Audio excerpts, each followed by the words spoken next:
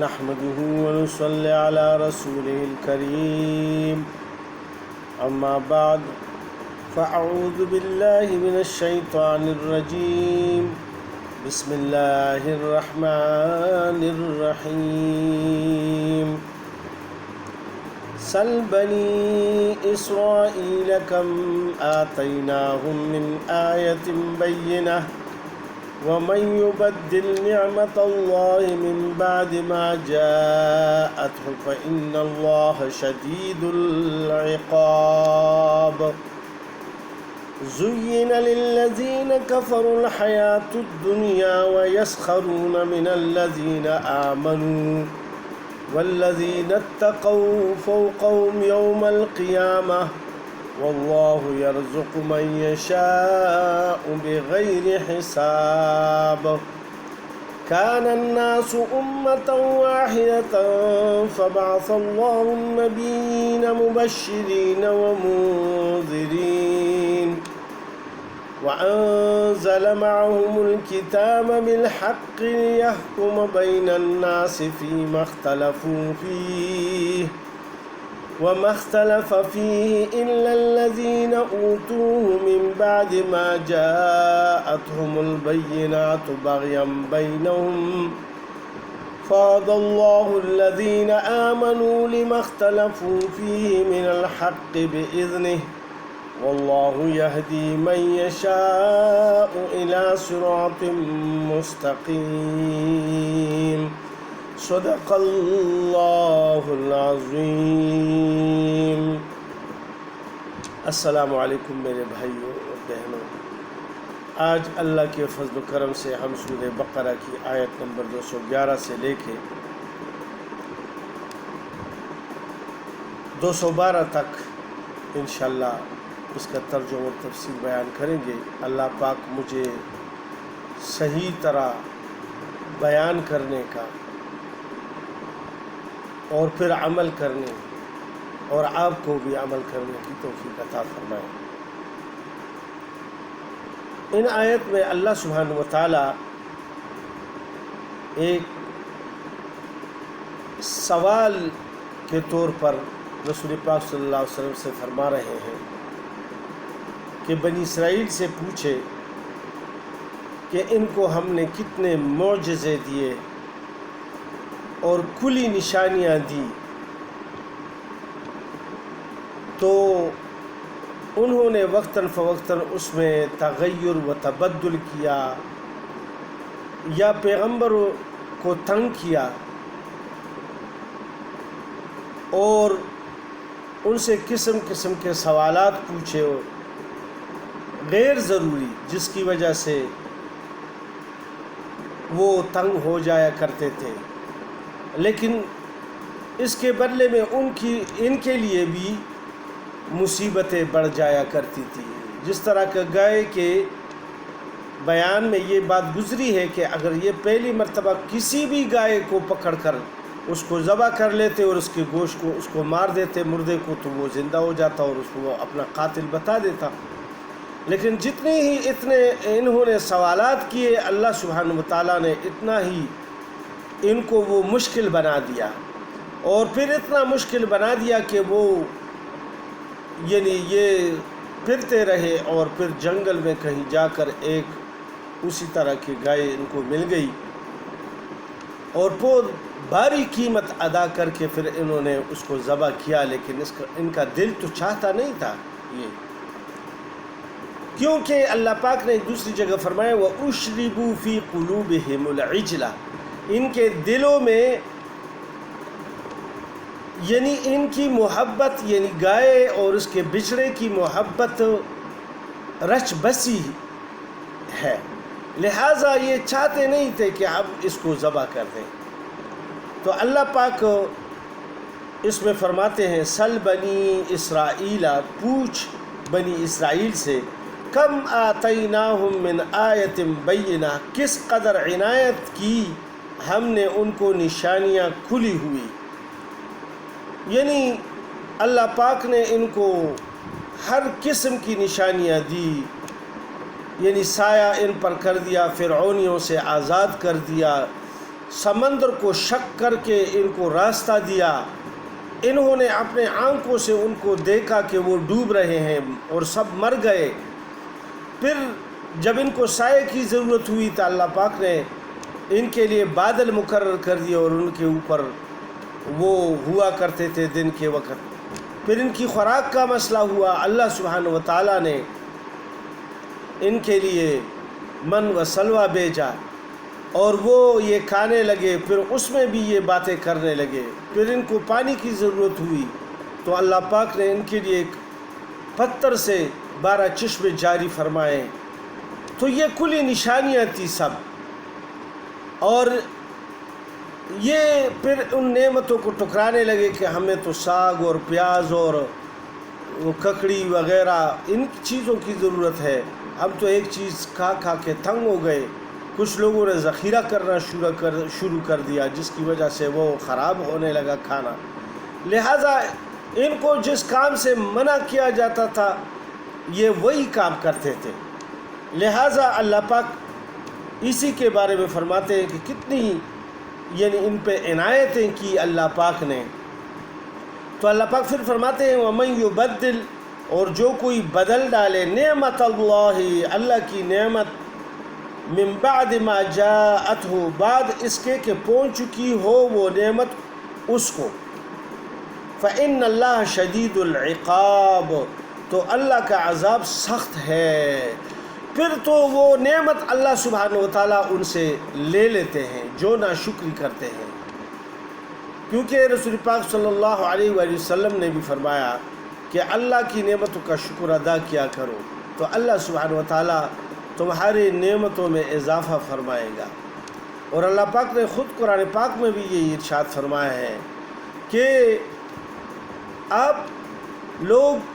میری نعمتوں کا جتنا بھی شکر کرو گے اتنا ہی میں زیادہ دوں گا، اور جتنی ناشکری کرو گے تو وہ نعمت بھی تم سے چھین لوں گا، لے لوں گا واپس،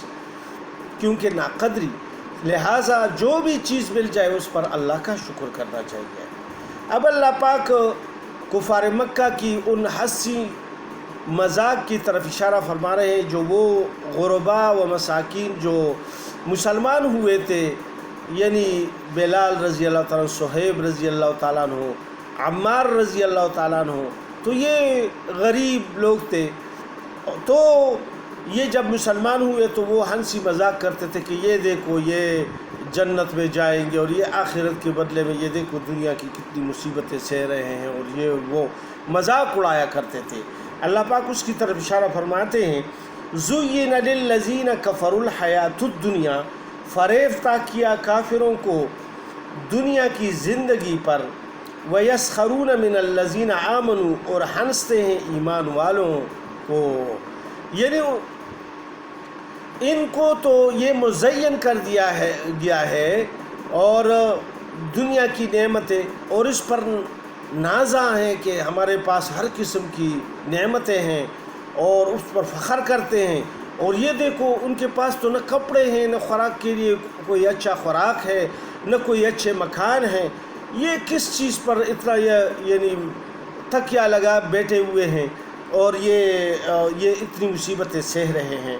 تو اللہ پاک فرماتے ہیں وَالَّذِينَ اتَّقَوْا فَوْقَهُمْ يَوْمَ الْقِيَامَةِ، اور جو پرہیزگار ہیں وہ ان کافروں سے بالاتر ہوں گے قیامت کے دن۔ یعنی اللہ سبحانہ و تعالیٰ اس میں یہ فرماتے ہیں کہ جو پرہیزگار مسلمان ہوں گے، اب یہ نہیں ہے کہ یہ جو ڈاکے اور چوریاں اور دوسروں کے مالوں کو غصب کرنا، دوسروں کو تکلیفیں پہنچانا زبان سے، ہاتھ سے، یہ لوگ نہیں فرمایا۔ اللہ پاک نے تقوی کا لفظ استعمال فرمایا ہے اس آیت میں، یعنی جو لوگ پرہیزگار ہیں، اللہ سے ڈرتے ہیں اور آخرت کے دن پہ ایمان رکھتے ہیں، رسول پاک صلی اللہ علیہ وسلم کا اتباع کرتے ہیں، وہ قیامت کے دن ان کے اوپر ہوں گے،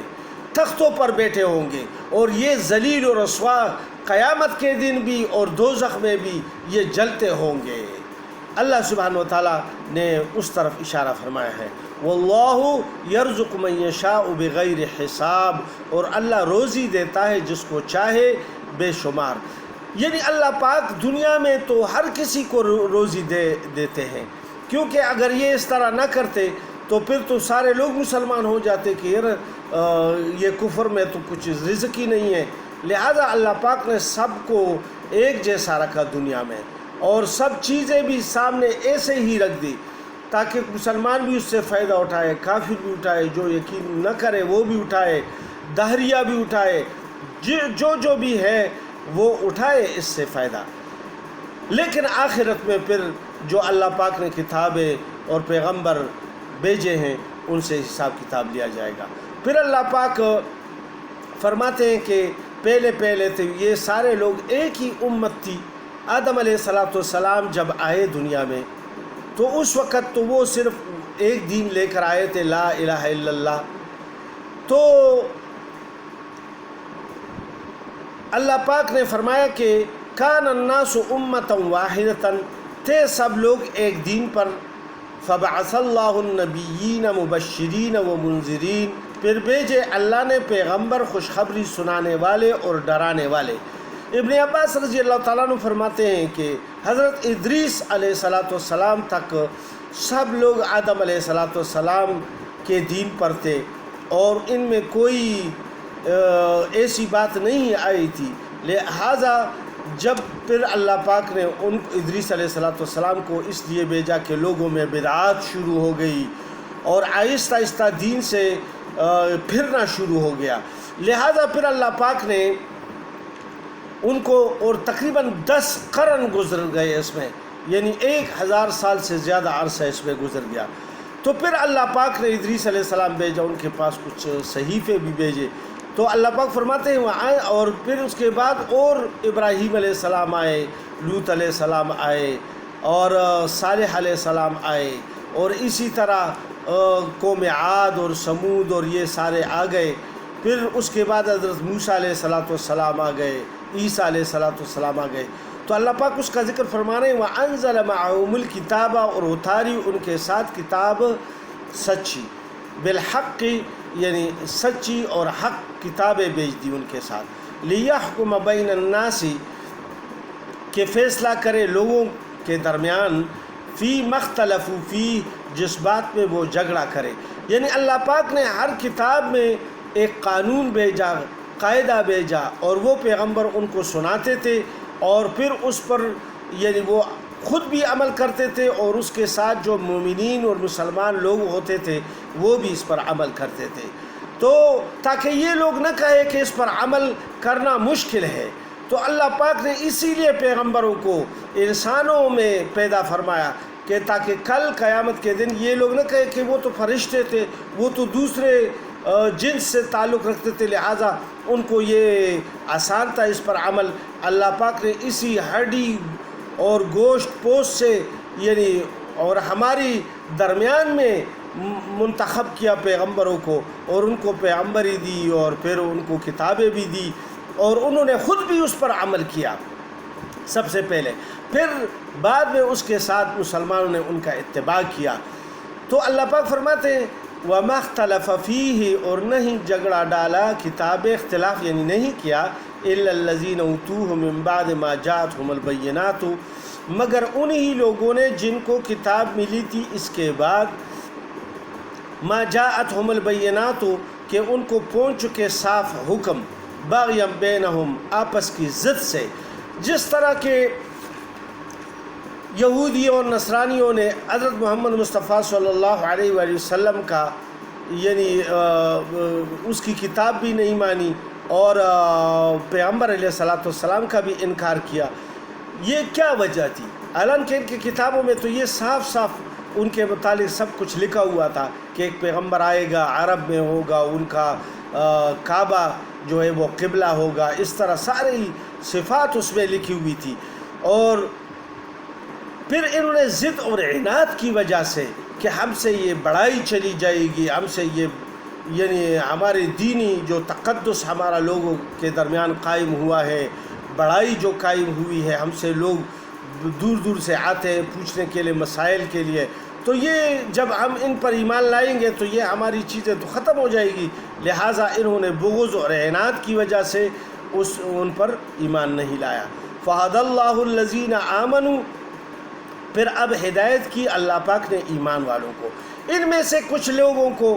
اور مشرکین میں سے بہت سارے لوگوں کو اللہ پاک نے ہدایت فرما دی اور وہ مومن بن گئے۔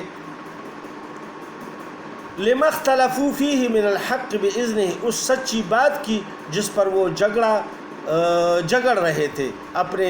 حکم سے، یعنی ان کے بعد پھر یہ جو مسلمان کھڑے ہوئے اور وہ مختلف مذاہب سے